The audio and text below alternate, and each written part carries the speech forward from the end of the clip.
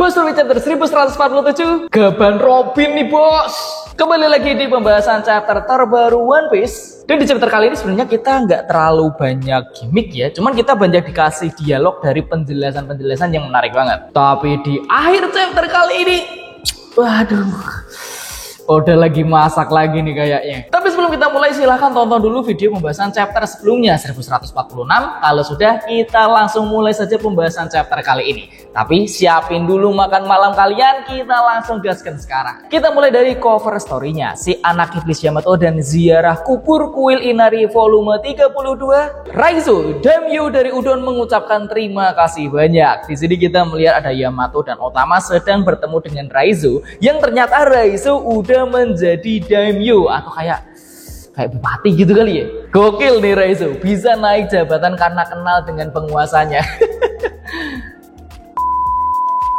Terus di belakang ini ada detail kayak helm bertanduk nih. Ini punyanya Hushu atau bukan ya? Wajahnya Hushu itu kayak apa sih?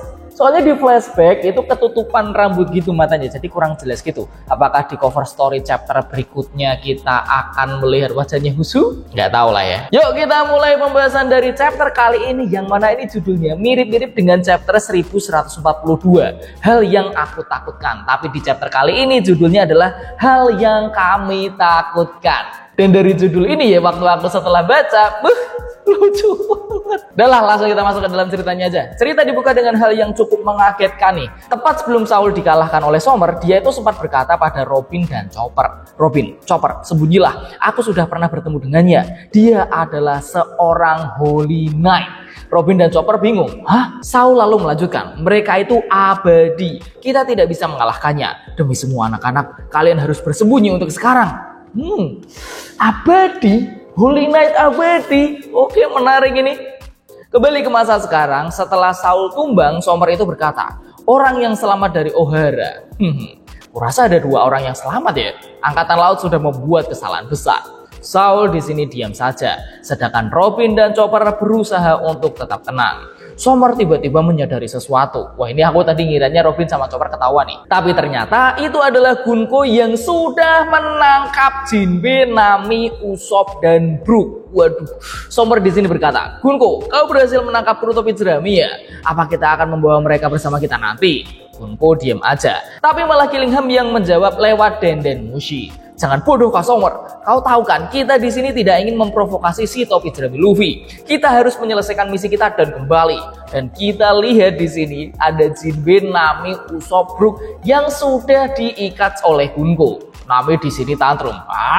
Berani sekali mereka berbuat seperti itu pada Saul. Bahkan mereka menculik Kalan juga. Bagaimana bisa kau membiarkan ini terjadi, Jinbe? Kukira kami akan aman jika bersamamu. Lah, dipasrahin amat sama Jinbe ya. Jinbe di sini cuma menjawab, "Sudah, jangan ribut begitu. Aku sedang berpikir, aku penasaran kita bisa mengatasi kekuatan wanita itu tidak ya?" Jadi ini mereka kayak diikat sama perbannya Gunko ya. Usopp kesel tapi juga takut. "Wanita itu menakutkan. Aku kira aku sudah mati." Brook malah ngomong sendiri, "Wanita itu tidak mungkin. Jangan-jangan." Tiba-tiba Gunko langsung menghunuskan kain tajamnya ke arah Brook. Brook kaget. Wah, Usopp semakin takut. Ya, wanita zombie itu kembali. Gunko tiba-tiba menginjak kepala Brook. Dia berkata, "Kau, nyawamu harus kau persembahkan padaku untuk membuat musik. Kau sekarang adalah milikku." Brook bingung. Hah? Nami kaget. Apa? Dia tahu lagunya Brook? Tidak mungkin. Usopp, dia seorang Tenryubito sekaligus fansnya Soul King. Jinbe, dia fans yang aneh sekali. Sommer di sini jengkel. "Hei, hentikan Gunko. Aku sedang tidak mau ribut sama Yonko ya. Ayo kita selesaikan tugas kita saja." Tiba-tiba Brook berkata, "Mohon maaf Nona muda. Kaptenku, topi jerami Luffy, telah memberikan kesempatan kedua bagiku untuk hidup. Kesetiaanku hanya untuk dirinya saja." Gunko dengan sinis bertanya, "Kau yakin ingin menolak meskipun taruhannya nyawamu?" Dan Brook dengan amat sangat keren berkata, "Aku lebih memilih untuk menerima kematian daripada hidup tanpa kehormatan." Usopp malah yang panik. "Brook!" Sedangkan Gunko langsung menendang Brook dengan sangat keras. Tapi anehnya di sini Gunko seperti merasa kesakitan sambil memegang dadanya. Entah ini sakit fisik atau sakit hati karena ditolak ya. Brook di sini terus-terusan dihajar sama Gunko yang membuat teman-temannya pada panik. "Brook, hentikan!" Sommer tidak peduli langsung memanggil Killingham. Gillingham, kita bisa mulai. Gillingham menjawab, ya, coba saja. Di sini Sommer langsung menyiarkan panggilan ini ke seluruh negeri Elbaf. Apa kalian bisa mendengarku, para kesatria Elbaf? Para raksasa di sini bingung. Siapa itu? Ada siaran. Sommer lalu melanjutkan, aku yakin kalian semua sedang merasa kebingungan dengan segala keanehan ini. Semua ini adalah perbuatan kami. Aku adalah pedang dari tanah suci Marijoa. Sommer, sang Holy Knight. Para raksasa dari desa Artisan, wilayah selatan dari Elbaf ini kaget. Marijoa? Jadi mereka dari pemerintah dunia? Apa yang mereka inginkan? Keributan pun juga terjadi di kapal bajak laut raksasa The Great Eyrick. Kapten, ada siaran yang berlangsung di seluruh negeri. Broggy kaget. Mereka menunjukkan dirinya mereka sendiri. Lalu kesatria di desa pemburu dari barat laut Elbaf. Apakah anak-anak baik-baik saja? Sommer lalu melanjutkan. Saat ini kalian pasti sudah tahu, tapi kami sedang berencana untuk menculik 10 anak dari negeri ini. Oh iya, dan kami sudah mengalahkan raksasa berambut oranye ini karena berniat untuk membebaskan anak-anak. Angie kaget. Apa yang terjadi pada Pak Saul? Sommer berkata, singkatnya, kalian berpikir naif bahwa anak-anak dalam keadaan aman. Tapi mereka masih berada dalam genggaman kami. Sesepuh Jarul di sini mulai panik. Gawat, Saul! Gillingham lalu berkata di depan Angie, saatnya pertunjukan dimulai. Sayang sekali kita tidak bisa menunjukkannya dengan video. Hei, kau ingat semua nama anak-anak yang kami culik kan? Angie menjawab, tentu saja aku ingat semuanya. Gillingham berkata, baiklah kalau begitu. Kau yang bertugas untuk menyampaikan kepada semua orang tua. Seharusnya anak-anak sudah bangun sekarang dari mimpi mereka. Dan kita dibawa ke rombongan anak-anak yang berjalan. Di sini mereka ternyata memang sudah terbangun, tapi mereka masih bingung apa yang sedang terjadi. Hei, kenapa kita berjalan seperti ini? Kita mau kemana? Entahlah, tapi rasanya akan jauh sekali. Tidak kok, kita berada di cabang 8. Ini jalan kita pulang. Benar sih, tapi kenapa badan kita bergerak sendiri seperti ini? Bocah yang paling gede ini protes. Jadi kita tidak pulang, tapi aku ingin pulang. Ada juga yang nangis. Ibu, aku ingin bertemu ayahku. Cullen ternyata sudah masuk ke dalam rombongan ini dan dia berkata, kita tidak bisa bertemu dengan mereka. Kita ini sedang diculik. Semuanya kaget. Apa? Cullen tapi berusaha untuk menenangkan. Tenang saja, aku di sini karena aku tidak seperti kalian. Aku ini adalah seorang kesatria. Tiba-tiba muncul 2 monster mimpi di depan mereka semua. Ya, ada monster dan juga hantu. Cullen tolong. Tapi Cullen malah ya. Namanya juga anak kecil lah ya. Lalu kita kembali ke bajak laut raksasa yang mulai panik setelah mendengar siaran dari Sommer. Sepertinya Saul telah dikalahkan. Ayo cepat kembali, kita selamatkan anak-anak. Tapi terjadi hal yang tidak terduga. Kapten, kapal kita mengalami kebocoran dan dayung kita patah. Broggy mulai marah. Sial, makhluk apa itu sebenarnya? Lalu dijawab sama krunya nih. Aku tidak yakin kapten, tapi dia seperti wanita yang buas. Terus ada yang berkata, kenapa ini seperti ancaman dari istriku ya? Broggy mengamuk, jangan ngomong gak jelas gitu kau, mau aku hajar ya? Dijawab nih sama krunya tadi, bukan begitu kapten, tapi yang di sana itu mirip dengan istriku. Broggy bingung, tunggu dulu, bukankah monster ini adalah ketakutan dari anak-anak yang menjadi nyata? Dory lalu bertanya kepada krunya ini, hei, bocah yang bernama Ben itu adalah anakmu kan? Dijawab, benar kapten. Dory lalu berkata sambil ragu, jadi jika ketakutan dari anakmu adalah ibunya, berarti makhluk ini adalah para ibu-ibu. Di sini langsung pada panik. Apa? Semua orang pasti takut pada ibunya, bahkan kita sekalipun. Kita tidak mungkin sanggup. Semangat saja tidak akan cukup untuk mengalahkan mereka. Dan di sini kita melihat ada 2 emak-emak yang sedang menghancurkan kapal The Great Eyrick. Bahkan sampai ada raksasa yang terjatuh dari kapal loh. Ya, kasihan banget. Ini kesatria Elbaf kocak bener ya. Raksasa mengarungi lautan, ditakuti banyak orang. Ternyata yang ditakuti mereka selama ini adalah emaknya sendiri. Waduh. Ini real banget sumpah asli. Dan di sini para bajak laut raksasa ini malah seperti pengakuan dosa. Aku minta maaf sering minum-minum ibu. Maaf mama, aku seharusnya tidak pernah lupa untuk membuang sampah. Maafkan aku yang pernah memakan kue untuk tamu. Ya Allah. Dan akhirnya, kapten gawat, awan pulangnya mulai menghilang, kita akan terjatuh. Dan akhirnya kapal bajak laut raksasa pun terjatuh di hutan. Sommer berkata sambil berdiri di atas duri buatan dari kekuatannya yang ternyata ini kayak ular ya malahan ya. Cihahaha, kapal dari bajak laut raksasa sudah hancur. Iblis mimpi yang kuat ternyata sudah mengalahkan mereka. Kesempatan untuk anak-anak itu selamat semakin kecil. Jadi kita singkat saja. Aku sampaikan ini kepada kesatria legenda, sang janggut gunung Jarul. Karena raja sudah tidak ada, kau yang akan menjadi perwakilan dari Elbaf. Sesepuh Jarul masih syok. Tidak mungkin, Dori dan Brogy tidak mungkin kalah. Kita lalu melihat di tempat kapal Dori dan Brogy terjatuh, ternyata di sini ada Ripley, Franky, Lily, dan Bonnie. Ripley kaget. Tidak mungkin, kapal Swell bajak laut raksasa terjatuh. Aku harap para kapten dan yang lain selamat. Ayo kita ke sana. Sommer lalu melanjutkan. Tujuan kami sangatlah sederhana. Kalian para raksasa akan menjadi budak pertempuran kami.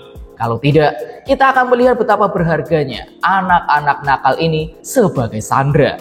Aku yakin kalian semua penasaran tentang siapa 10 anak-anak itu dan kemana mereka pergi sekarang kan? Di sini kita lalu melihat peta sederhana dari letak orang-orang yang ada di Elbaf ini. Di sebelah timur perpustakaan dan sekolah ada Angie, kepala sekolah, dan Gillingham. Di sebelah utara di sini adalah tempat kapal bajak laut raksasa terjatuh yang ada Franky, Ripley, Dori, Brogy, dan Gaban. Di sebelah barat ada sesepuh Jarul. Dan di cabang yang menghubungkan antara timur ke barat ada Sommer, Gunko, Saul, dan para kru topi jerami ditambah dengan 10 anak-anak yang menuju ke desa barat.